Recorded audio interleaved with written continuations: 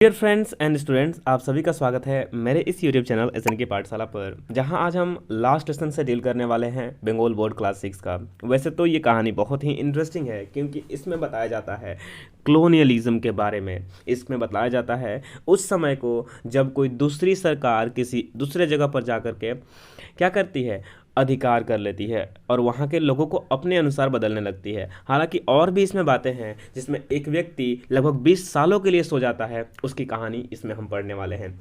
तो आज की कहानी को स्टार्ट करेंगे बहुत ही इंटरेस्टिंग वे में, हर एक बात को हम समझेंगे। तो तैयार हो जाइए इंटरेस्ट एंड इन्जॉय करने के लिए अपने इस कहानी को।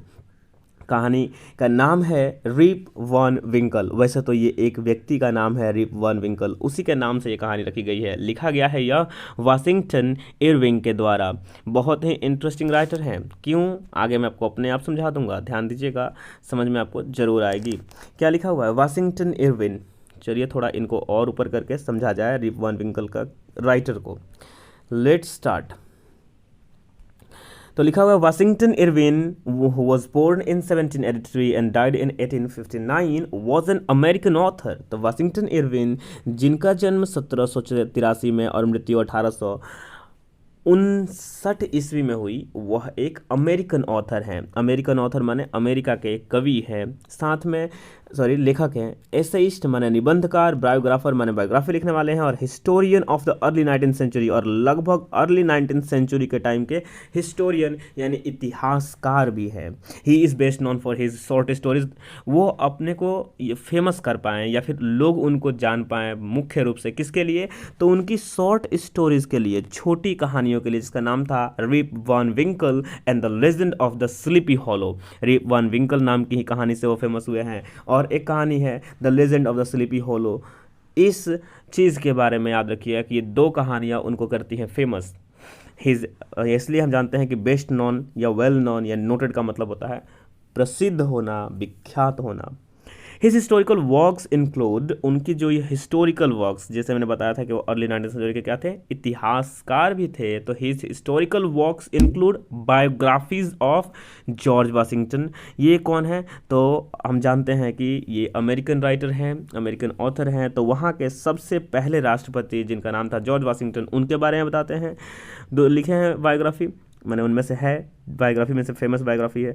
क्रिस्टोफर कोलंबस के बारे में इन्होंने लिखा है। क्रिस्टोफर कोलंबस, जिस आदमी ने दुनिया का पहला और पूरा चक्कर लगाया जो माना जाता है। एंड द प्रोफेट मोहम्मद, जो मुस्लिम धर्म के प्रथम प्रवक्ता थे, उनके बारे में इनकी जो बायोग्राफीज है वो बहुत फेमस है। अब आगे बढ़ते हैं। The present story is an adaptation of the original short story. यह जो प्रेजेंट स्टोरी है इसका नाम है रिप वॉन विंकल। वह जो ये वाली कहानी थी जो मैंने आपको यहाँ दिखाया था कि रिप वॉन विंकल नाम की इनकी कहानी थी, उसी से लेकर के हमारे बोर्ड में छाप करके हमारे इस बुक में छापा गया है। तो वही बोला जाता है एडेप्टेशन का मतलब होता है संकलित किया जाना या फिर छापा जाना। यहाँ तक क्लियर हो चुका है। तो राइटर के बारे में आपने ये समझा कि ये अर्ली 19th सेंचुरी के एक बहुत ही इंटरेस्टिंग और अमेजिंग राइटर हैं, जो केवल ना कि राइटर है बल्कि बायोग्राफर और हिस्टोरियन, साथ में एसेइस्ट भी है, निबंध भी लिखते हैं, बायोग्राफीज भी लिखते हैं, और इतिहास पर भी टिप्पणी करते हैं, इतिहास के बारे में भी लिखते हैं। यहाँ तक क्लियर। आगे बढ़ते हैं हमारी आगे के टॉपिक की तरफ में। क्वेश्चन यहाँ पर फिर से कुछ पूछा जा रहा है, अगर आप चाहें तो इसका क्वेश्चन का आंसर कर सकते हैं। तो भैया यहाँ सबसे पहले वर्ड है कि मैच करिए आप कॉलम ए को कॉलम बी से, कि कौन से वक्त आप कौन सा काम करते हैं। तो मॉर्निंग में आप क्या करते हैं, मुझे तो लगता है कि मॉर्निंग में मैं जो था कि उस समय उठता हूँ सो करके और उसके बाद थोड़ा सा पढ़ता हूँ। तो आप यहाँ क्या कर सकते हैं, बता सकते हैं? तो बोल सकते हैं कि स्टडिंग, कोई दिक्कत नहीं है, हो सकता है ना। आफ्टरनून में फिर आप क्या करते हैं, ऐसा भी तो होना चाहिए। आफ्टरनून में कुछ करते होंगे ज़रूर। नून में क्या करते हैं, मिड नाइट में क्या करते हैं। तो मुझे लगता है कि मिड नाइट में तो मैं सोता हूँ, मध्य रात्रि में मैं और कोई काम नहीं करता हूँ, तो स्लीपिंग में मिला देंगे। आफ्टरनून में मैं क्या करता हूँ, तो पहले तो नून में मैं दोपहर के टाइम में मैं स्कूल में होता हूँ, और आफ्टरनून में मैं खेलता हूँ, मतलब नून के बाद जब स्कूल से आता हूँ तो मैं थोड़ा सा खेलता हूँ। तो आप इस बारे में समझ चुके होंगे। मॉर्निंग में स्टडी से लेकर सारी इन बातों को आप यहाँ पर ऐसे करके रख लेंगे। आगे बढ़ते हैं। लिखा है you may sleep longer than you usual do when. तुम सो सकते हो कब, लॉन्गर, ज़्यादा, कब ज़्यादा सो सकते हो बताओ, तो क्या कारण हो सकता है तुम्हारे ज़्यादा सोने का? जब तुम मान लो कोई ऐसे नॉर्मली तुम 8 घंटे सोते हो, कभी 10 घंटे सो गए, तो इसका पीछे क्या कारण हो सकता है? यू आर आइडल या यू आर टायर्ड?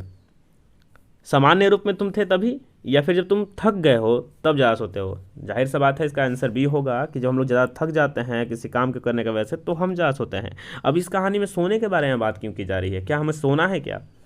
नहीं, यहाँ पर एक व्यक्ति 20 सालों के लिए सो जाएगा, इसीलिए इस टाइप का क्वेश्चन है। Discuss with your partner and choose the appropriate alternative. फिलहाल तो आपके पार्टनर से आपने डिस्कस नहीं किया, लेकिन मैंने बता दिया कि आप जब थक जाते हैं तभी आप ज़्यादा सोते हैं। फिर भी आप अपने दोस्तों से, जो लोग ये वीडियो देख लें, क्वेश्चन कर सकता है। आगे बढ़ते हैं। कहानी स्टार्ट अब होगी जहां हम पढ़ना और समझना दोनों ही स्टार्ट करेंगे वन बाय वन। यहाँ आपको दिख रहा है होगा कि एक व्यक्ति है, यही है Rip Van Winkle. Let's read the story. In a village among the Catskill mountain. तो कात्स्किल जो माउंटेन है उसी में एक विलेज है, एक्चुअली बहुत सारे विलेज हैं, जिनमें से एक विलेज में देयर लिव्ड अ सिंपल, जहाँ रहता है एक साधारण सा गुड नेचर्ड फेलो, बहुत ही अच्छे नेचर वाला व्यक्ति। फेलो का मतलब हो गया व्यक्ति, कॉल्ड रिप वान विंकल, जिसको सभी लोग रिप वान विंकल कहते हैं। तो हमारे राइटर कहते हैं कि एक ऐसा विलेज जो कात्स्किल माउंटेन से घिरा हुआ है, उसी में एक साधारण सा और अच्छे चरित्र वाला व्यक्ति रहता है, जिसे सभी लोग रिप वान विंकल कह के बुलाते हैं। The children of the village loved him, और उस गांव के जो बच्चे हैं वो भी उससे क्या करते हैं? बहुत ज़्यादा प्यार करते हैं। क्यों करते हैं? He assisted at their sports and made their playthings, क्योंकि वह असिस्ट करने का मतलब होता है उन्हें सिखाता है या उनके साथ खुद ही खेलने लगता है। कौन सा चीज़ खेलता है? स्पोर्ट्स, मतलब कि जो भी बच्चे गेम खेलते हैं उस गेम में उन लोगों को सिखाता है और उनके साथ खेलता है। एंड मेड देयर प्लेथिंग्स, और उनके खिलौनों को बनाता है। प्लेथिंग्स का मतलब खिलौने, खेलने वाली चीज़ें को बनाता है। He also taught them to fly the kites, यानी कि ही ऑल्सो टॉट का मतलब वह उन्हें सिखाता है। क्या सिखाता है? टू फ्लाई, उड़ाना, kites and shoot marbles. Marbles का मतलब होता है गोली खेलना, कंचे खेलना, और फ्लाई काइट्स का मतलब तो आपको पता ही है, पतंग उड़ाना।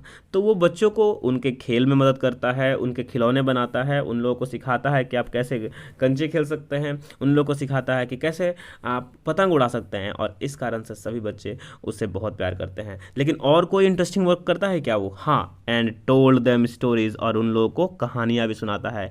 चूँकि आप जानते हैं कि पहले के टाइम में कहानियों का क्या दौर था, जब हमारे पास टेलीविज़न और मोबाइल्स नहीं हुआ करते थे, तो लोग अपने घरों में सोने से पहले बच्चों को कहानियाँ सुनाया करते थे। बच्चे कहानी सुनते और सो जाते थे।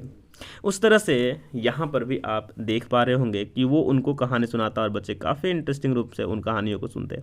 यहाँ तक बातें क्लियर हो गई। आगे बढ़ेंगे, वन बाय वन हर एक बात को समझना है। लिखा हुआ है, Rip helped everyone in their work. Rip मदद करता सभी की उनके कामों में, but could not keep his own farm in order, लेकिन ठीक नहीं रखता किस चीज़ को? अपने ही फार्म को, अपने ही खेत को। तो क्या कहता है नाइटर, कहते हैं हमारे या राइटर, कि रीप जो था वो सभी को उनके कामों में मदद करता, लेकिन वो खुद के कामों को ठीक से नहीं करता। His fences fail to pieces, उसके जो फेंसेज हैं, जो बाड़े हैं, मतलब मान लीजिए घेरने के लिए जो लगाया जाता है, इसको आप बाउंड्री कहते हैं अपने खेत का, वो टूट गया है जगह जगह से, और फेल टू पीसेज का माने टूट के गिर गया है। हिज काउज स्ट्रेड, उसकी गाय जो हैं वो क्या है? स्ट्रेड है। स्ट्रेड का मतलब ऐसे आपको यहाँ बुक में दिया हुआ है, देख सकते हैं कि मूव अवे एमलेसली, कहीं भी घूम रही हैं, भाग रही हैं, कोई मतलब ही नहीं है उसे। अब इसका मतलब क्या समझते हैं? देखिए ध्यान से, कि सभी को तो हेल्प करता है, लेकिन वो खुद का काम ठीक से नहीं करता है। उसके खेत में जो बाड़े लगे हुए हैं, यानी कि जो बाउंड्री बनाई गई है, वो टूट चुका है। उसकी काऊ यानी कि गाय जो है वो इधर उधर घूम रही है, वो उसको कोई मतलब नहीं है।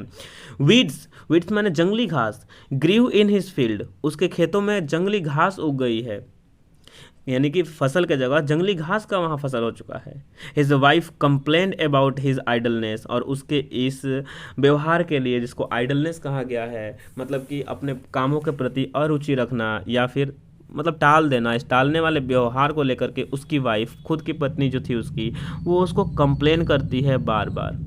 हिज सन रीप, उसके रीप वान विंकल का बेटा का नाम क्या है, हिज सन का नाम रीप, इनहेरिटेड हिज हैबिट, उसके खुद अपने पिता के हैबिट को ही इनहेरिट कर रहा है। मतलब जिस तरह से वो अपने कामों में ध्यान नहीं देता है, उसका बेटा भी इनहेरिटेड का मतलब ग्रहण कर लिया है उसकी आदतों को और अपने कामों में ध्यान नहीं देता। हिज सोल फॉलोअर, लेकिन उसका एक सोल माने एक अकेला एकांत फॉलोअर है। फॉलोअर माने उसकी बातों को मानने वाला, उसके पीछे पीछे रहने वाला है, चलने वाला, वो है उसका खुद का कुत्ता। हिज डॉग, जिसका नाम उसने कुछ इस तरह वुल्फ रखा है। इसको हम कह सकते हैं कि आयरोनिकल नाम है, क्योंकि एक कुत्ते को भेड़िया कहा जा रहा है। हालांकि हम सभी अपने घर में जब कुत्ते को पालते हैं यानी डॉग को पालते हैं तो हम उसे नाम देते हैं शेरू, टॉमी, टाइगर, लेकिन एक्चुअली वो टाइगर नहीं होते हैं। जस्ट लाइक दैट यहाँ पर भी उल्फ की बात नहीं हो रही है, डॉग की बात हो रही है, कुत्ते की। उसका एक फॉलोअर है, वो कौन है, उसका कुत्ता, जिसका नाम उसने रखा है वुल्फ। आई थिंक यहाँ तक सभी को क्लियर होगा। आगे बढ़ते हैं और देखते हैं इसके आगे की बात को, क्या लिखा हुआ है ये भी समझते जाएंगे। हर एक चीज़ आपको समझ में आएगी, याद रखिए वर्ड बाय वर्ड मैं आपको हर चीज़ समझाने वाला हूँ। बस आपको क्या करना है, ध्यान से सुनना है, वर्ड्स को कॉपी में नोट करना है, वर्ड्स को लर्न कर लेना है, फिर से कहानी को सुनना है। आपको हर कहानी की बात जो होगी समझ में आती जाएगी। वर्ड्स याद होने के बाद आपके अंडरस्टैंडिंग जो है इंग्लिश की वो बढ़ जाएगी। ठीक है। Rip used to sit and talk with his friends, Rip बैठा करता था और बात किया करता था अपने दोस्तों के साथ ऑन लॉन्ग समर डेज, गर्मियों के लंबे दिनों में उसका कोई और काम नहीं है, अपने दोस्तों के साथ बैठना और गप्पे मारना, वही उसका काम था। उसका एक दोस्त है जिसका नाम है निकोलस वेडर।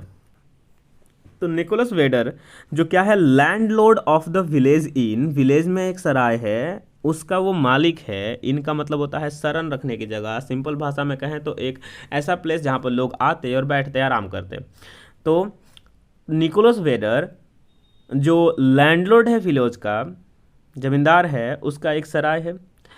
वह क्या है, वॉज रीप्स गुड फ्रेंड, वो रीप का बहुत ही अच्छा दोस्त है।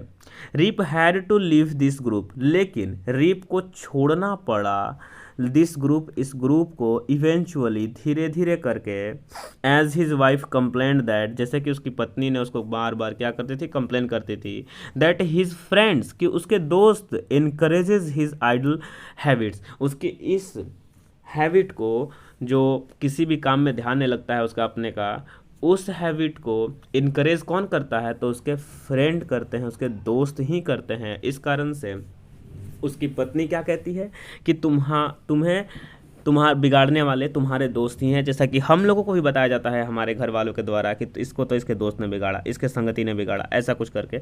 तो अब इसे क्या करना पड़ा, उस ग्रुप को छोड़ना पड़ता है। Poor Rip was reduced almost to despair, जो रीप था अब लगभग डिस्पेयर माने हताश हो गया है। ऑलमोस्ट टू डिस्पेयर का मतलब लगभग निराश हो गया है। डिस्पेयर का मतलब होता है निराश हो जाना। रिड्यूस टू डिस्पेयर माने टूट जाना और दुखी हो जाना। He started walking away into the woods with wolf, he started walking, वो क्या चालू किया उसने, वॉकिंग अवे, दूर तक टहलना या जाना या घूमना, इनटू द वुड्स, जंगलों में, विथ वुल्फ, अपने उस कुत्ते जिसका नाम उसने रखा था वुल्फ, उसके साथ। On one of this days, इन दिनों में से किसी एक दिन, Rip had gone high up the Catskill mountains, Rip चला जाता है हाई, बहुत ही ऊपर, कास्केल माउंटेन्स के। फ्रॉम देयर, वहाँ, he look down in a deep and dark valley, वहाँ से वो क्या देखता है, नीचे, डीप माने गहरी, डार्क माने अंधेरी, वैली माने घाटी के तरफ। आगे बढ़ते हैं, कहानी का ये रुख तो अब यहाँ पर आकर के ख़त्म होने जाने वाला है।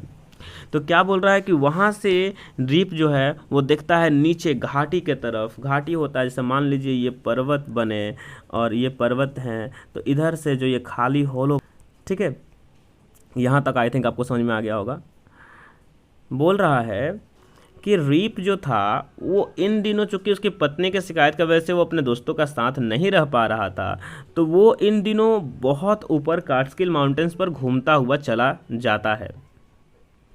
और इन्हीं दिनों में से एक दिन जब बहुत ऊपर चला गया तो वह वहाँ पर देखता है कि जो वहाँ पर घाटी है ऊपर से जो दिख रही है वो बहुत ही गहरी है और बहुत ही डार्क है। Evening was gradually advancing. Evening का मतलब होता है संध्या यानी शाम। ग्रेजुअली माने धीरे धीरे, एडवांसिंग माने बढ़ रही है, माने संध्या धीरे धीरे हो रही है, डार्कनेस बढ़ती जा रही है, अंधेरा होता जा रहा है माहौल। ही फेल्ट, तभी उसने महसूस किया, that he should return home, कि उसे घर वापस आ जाना चाहिए, आज कुछ ज़्यादा ही लेट हो गई, उसे वैसा फील हुआ। As he was about to go down, अब जैसे ही was about to go down, नीचे जाने वाला था, ही हर्ड अ वॉइस, उसने एक आवाज़ सुनी, फ्रॉम द डिस्टेंस, बहुत ही दूरी से या एक दूरी से, जो कह रही थी, कॉलिंग का मतलब कह रहे थे, रिप वान विंकल, रिप वान विंकल। तो उसने उसी समय एक स्ट्रेंज साउंड को सुना, एक वॉइस को सुना जो उसके नाम को ले रही थी। अब इतने ऊपर तो उसके कोई दोस्त थे नहीं, तो आखिर ये नाम ले कौन ले रहा, मतलब ले कौन रहा है? क्या कोई भूत है या प्रेत है? किसके बारे में ये बात हो रही है? ये हम कहानी के अगले पार्ट में डिस्कस करेंगे। बने रहिएगा मेरे साथ इस कहानी को कंटिन्यू करने के लिए। Till then take care. जय हिंद।